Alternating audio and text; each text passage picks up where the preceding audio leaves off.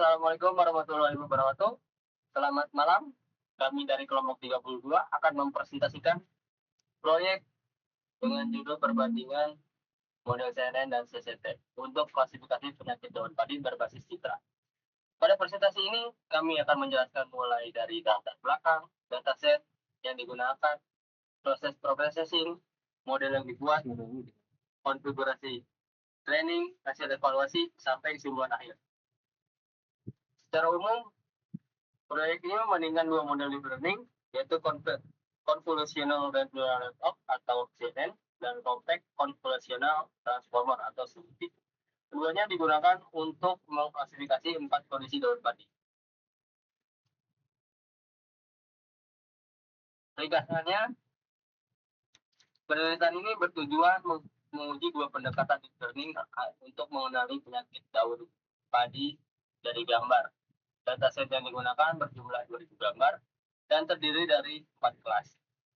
Lalu penelitian dimulai dari pengumpulan dataset, pre-processing data, training model CNN dan CCT, populasi menggunakan data testing, kemudian menarik kesimpulan dari hasil perbandingan akurasi dan loss. Kemudian latar belakang, tanaman padi merupakan salah satu tanaman pangan penting. Dalam proses pertumbuhannya, padi dapat terserang penyakit yang terlihat dari perubahan visual pada daun seperti warna, bercak, tekstur, dan pola kerusakan. Identifikasi penyakit ini secara manual tidak selalu mudah, karena beberapa gejala penyakit dapat terlihat mirip. Oleh karena itu, teknologi kecerdasan tiruan dapat digunakan untuk membantu mengenali pola penyakit berdasarkan citra daun. Pada proyek ini, kami menguji dua model, yaitu CNN dan CCT. CNN dikenal kuat dalam mengenali pola lokal seperti bercampur. CCT menggunakan mekanisme attention untuk melihat perubahan antar bagian gambar. Tujuan penelitian ini, tujuan utamanya adalah dari proyek ini mengetahui model mana yang lebih efektif untuk klasifikasi penyakit daun padi.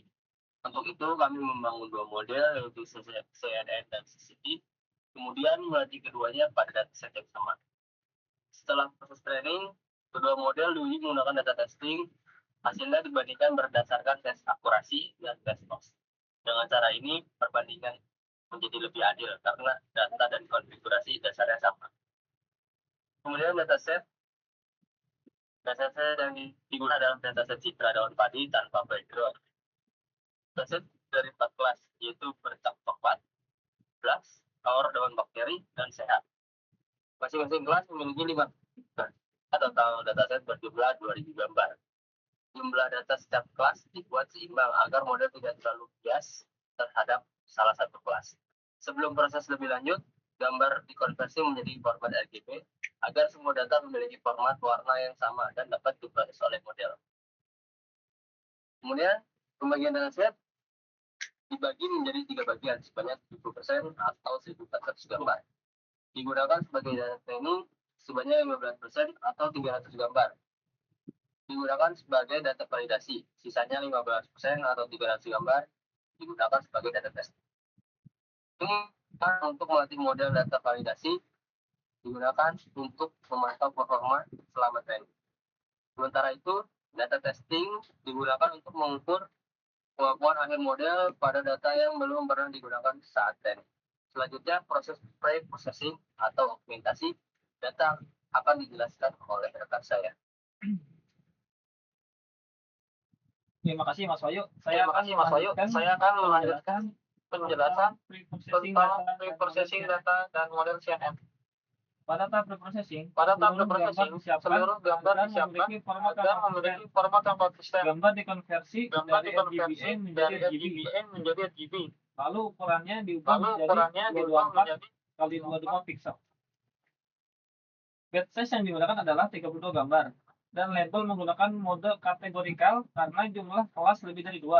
Selain itu, data pipeline dioptimalkan menggunakan cache shuffle pada data training dan prefetch agar proses training lebih efisien. Normalisasi pixel dilakukan di dalam model menggunakan rescaling 1:255. Dengan normalisasi ini, nilai piksel yang awalnya berada pada rentang 0 sampai 255 diubah menjadi 0 sampai 1. Data augmentation. Setelah preprocessing, data training juga diberi data augmentation. Teknik yang digunakan adalah random flip horizontal, random rotation 0,15, random zoom 0,15, dan random contrast 0,15. Tujuan augmentasi adalah menambah variasi gambar tanpa harus menambah dataset baru. Dengan begitu, model diharapkan tidak hanya menghafal data training, tapi juga mampu mengenali pola penyakit walaupun posisi daun, ukuran bercak, dan pencahayaannya berbeda. Alur penelitian. Alur penelitian dimulai dari file dataset berbentuk zip yang disimpan di Google Drive. Setelah itu, dataset diekstrak, kemudian gambar dikonversi menjadi RGB. Data yang sudah disiapkan kemudian dibagi menjadi data training, validation, dan testing.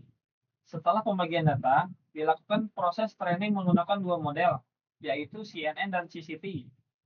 Tahap terakhir adalah evaluasi menggunakan data testing.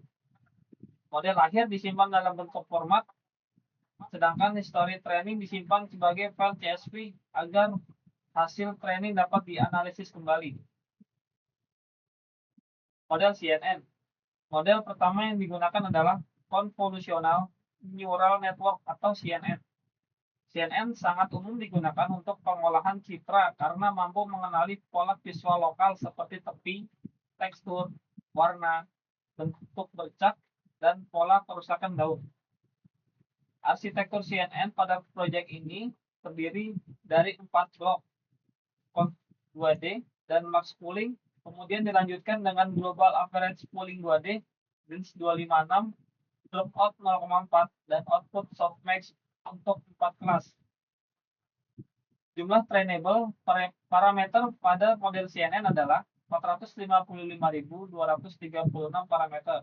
Optimizer yang digunakan adalah Adam dengan learning rate 0,0001. Selanjutnya, model CCT dan konfigurasi training akan dijelaskan oleh rekan saya.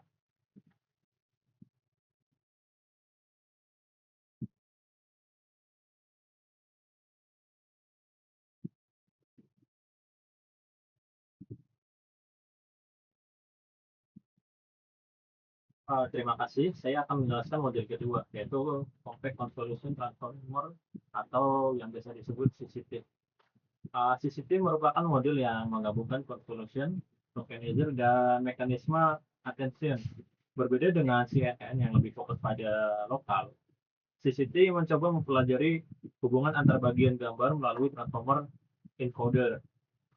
Komponen pada model CCT meliputi convolution tokenizer, transformer encoder, multi-head annotation, sequence polling, dan output softmax. Jumlah trainable pada parameter pada model CCT adalah 1.397.509 parameter atau sekitar 3 kali lebih besar dari model CNN. Meskipun jumlah parameter CCT lebih besar, hal ini belum tentu membuat hasilnya lebih baik. Performa model tetap dipengaruhi oleh jumlah data, kualitas dataset, arsitektur, serta konfigurasi training. Kedua model dilatih dengan konfigurasi yang sama agar perbandingan lebih adil. Checkbox maksimal yang digunakan adalah 25, learning rate sebesar 0,0001, optimizer Adam, dan loss function categorical percent copy.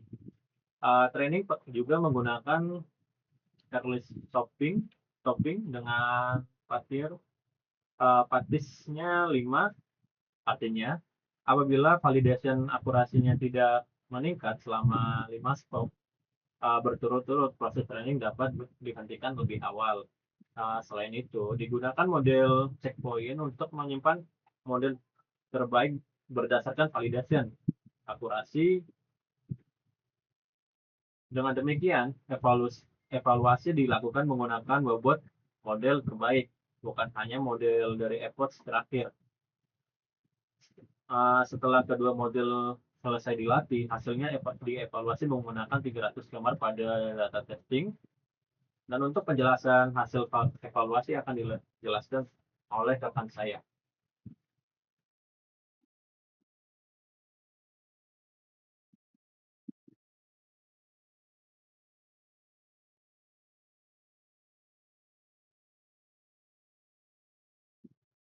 Baik, hasil evaluasi model berdasarkan hasil pengujian pada 300 gambar, data testing model CNN memperoleh tes akurasi sebesar 58,67% dan tes loss sebesar 0,993. Sementara itu, model CCT memperoleh tes akurasi sebesar 54,67% dan tes loss sebesar 1104. Dari hasil tersebut, CNN unggul sekitar 4% dibandingkan CCT dan memiliki nilai loss yang lebih rendah. Nilai akurasi menunjukkan persentase prediksi yang benar, sedangkan loss menunjukkan besar kesalahan prediksi model, karena CNN memiliki akurasi lebih tinggi dan lebih rendah. Maka pada dataset ini, CNN memberikan performa yang lebih baik. Visualisasi hasil training.